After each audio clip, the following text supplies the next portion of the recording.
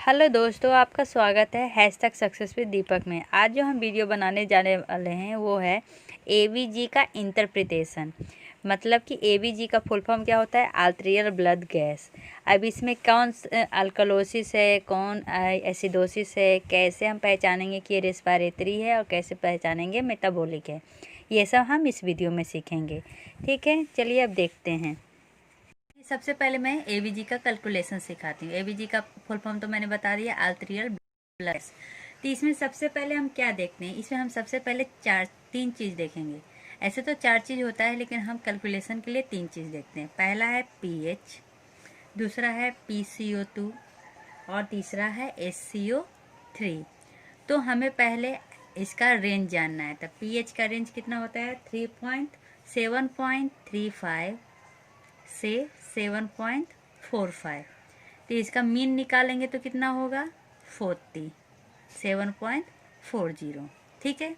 अब CO2 का, तो CO2 का कितना होता है? PCO2 का तो 35 से 45। जब मीन निकालेंगे तो निकलेगा 40। ठीक है। और जब SCO3 किया तो इसका होता है 22 से 26। ठीक है। जब एवरेज निकालेंगे तो निकलेगा 24। अब देखिए, जो ये जो मेन वैल्यू है, ये जब हम रेस्पिरेटरी एसिड है या अल्कलोसिस है उसके लिए हम ये देखते हैं। ठीक है। तो ये किसके लिए देखेंगे? रेस्पिरेटरी अल्कलोसिस है या एसिडोसिस है या मेटाबॉलिक एसिडोसिस है या अल्कलोसिस है। और जो ये रेंज है, ये रेंज देखेंगे कि डिकम्पोजिशन है कि कंपनसेशन है या पार्शियल कंपनसेशन है, इसके लिए देखेंगे। ठीक है। चलिए अब एग्जाम्पल लेते हैं। अब बनाना स्टार्ट करते हैं पहचानने के लिए। सबसे पहला एग्जाम्पल हम रखते हैं, जैसे कि पीएच कितना है? 7.17। SCO3 कितना है? तो 12। PCO2 कितना है? तो 35। ठीक है। सबसे पहले कितना है? 7.17। देखिए 7.40 से क्या है? कम है, तो ये नीचे कर दिए। SCO3 कितना है? ये 24 से कम है तो नीचे कर दिए। ठीक है। डिक्रीज, नीचे से डिक्रीज होता है, ऊपर से इंक्रीज होता है। ठीक है। ये PCO2 कितना है? 35, तो इसको भी डिक्रीज कर दिए। अब एक चीज़ याद रखिएगा, रेस्पिरेटरी में क्या होता है? तो दोनों लाइन क्या होता है? एक ज़्यादा होगा, एक कम होगा। ठीक है। और मेटाबॉलिक में क्या होगा? दोनों या तो ज़्यादा होगा या दोनों कम होगा। तो ये कब कम आएगा? देखिए बहुत हेल्पफुल है ये। यहाँ पर क्या हो रहा है? सब कम हो रहा है, तो कम होगा सब, तो ये किस में आएगा? मेटाबॉलिक। ठीक है, आराम से चल गया। अब देखिए, ये रेस्पिरेटरी है या ये एसिडोसिस है या अल्कलोसिस है, ये कैसे जानेंगे? इससे अगर 7.45 से ज़्यादा रहा तो अल्कलोसिस हो जाएगा। ठीक है। और 7.35 से कम रहा तो एसिडोसिस हो जाएगा। और अगर ये दोनों रेंज के बीच में रहा तो नॉर्मल। तो ये कम है तो क्या हो जाएगा? एसिडोसिस। तो हम तो पहचान गए। ठीक है। अब हम जान गए कि क्या है?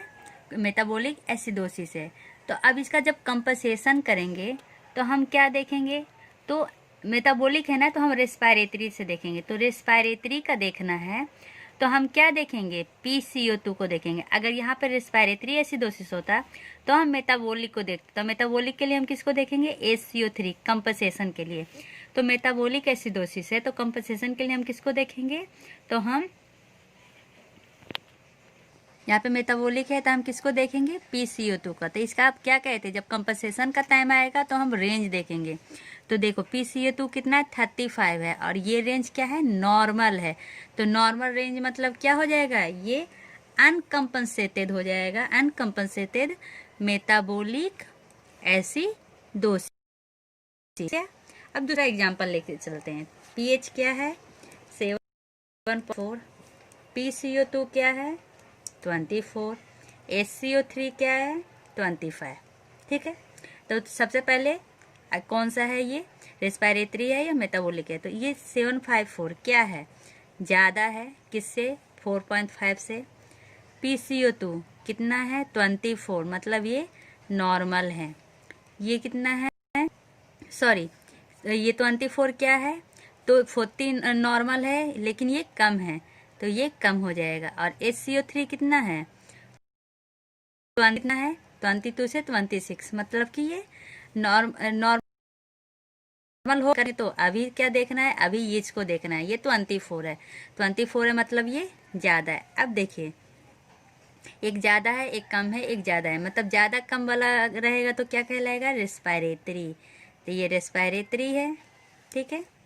अब क्या है, रेस्पायरेटरी तो पता चल गया। अब पीएच देखिए 7.45 से ज़्यादा है तो क्या कहला जाएगा, अल्कलोसिस, ठीक है। स्पेलिंग ध्यान नहीं दीजिए, रेस्पायरेटरी अल्कलोसिस, ठीक है। अब इसका कंपनसेशन करेंगे, तो रेस्पायरेटरी आया तो इसका कंपनसेशन में हम किसको देखेंगे, सही बोले मैं ये HCO3 को, ठीक है, क्योंकि पहले ही बता दिया अगर मेटाबॉलिक आएगा तो कंपनसेशन क्या होगा, रेस्पायरेटरी, तब PCO2 को देखेंगे। रेस्पायरेटरी आया तो कंपनसेशन हम किसको देखेंगे, मेटाबॉलिक, मतलब कि किसको देखेंगे, HCO3। अब HCO3 का रेंज देखिए, HCO3 का रेंज 22 से 26 के बीच नॉर्मल है, मतलब ये नॉर्मल रेंज के अंदर आता है, तो ये क्या हो जाएगा, अनकम्पनसेटेड रेस्पायरेटरी अल्कलोसिस। समझ में आ गया। चलिए अगला एग्जांपल लेते हैं, हम अगला एग्जांपल देखते हैं। अगले एग्जांपल में क्या है पीएच कितना है, तो 7.10, PCO2 कितना है 82, HCO3 कितना है तो 14। अब रेंज से पता चल गया कि क्या है, पीएच कम है, ये PCO2 क्या है ज़्यादा है, और ये HCO3 क्या है कम है, तो क्या हो जाएगा, ये देखिए कम ज़्यादा है तो क्या हो जाएगा, रेस्पायरेटरी, और क्या है ये 10 है मतलब कि 7.35 से कम, तो क्या हो जाएगा, एसिडोसिस, ठीक है। इतना तो समझ में आ गया। अब हमें क्या देखना है कि कंपनसेशन में क्या होगा, ठीक है। तो देखिए कंपनसेशन में क्या है, रेस्पायरेटरी है, तो हम क्या देखेंगे, HCO3 देखेंगे, क्या ये नॉर्मल रेंज में है, तो HCO3 का नॉर्मल रेंज कितना है 22 से 26, तो ये नॉर्मल रेंज में नहीं है, तो अब हम इसको नहीं देखेंगे। तो अब हम देखेंगे किसको, तो देखेंगे पीएच को, ठीक है। अगर नॉर्मल रेंज में रहा तो हम इसको देखेंगे क्योंकि ये कंपनसेशन कर रहा है, लेकिन अगर ये नहीं है तो अब आ जाएंगे पीएच में। अब पीएच का देखिए 7.35 से 7.45 के बीच में रहा तो कहलाएगा फुल कंपनसेशन, लेकिन अगर इससे ज़्यादा रहा या इससे कम रहा तो कहलाएगा पार्शियल कंपनसेशन, ठीक है।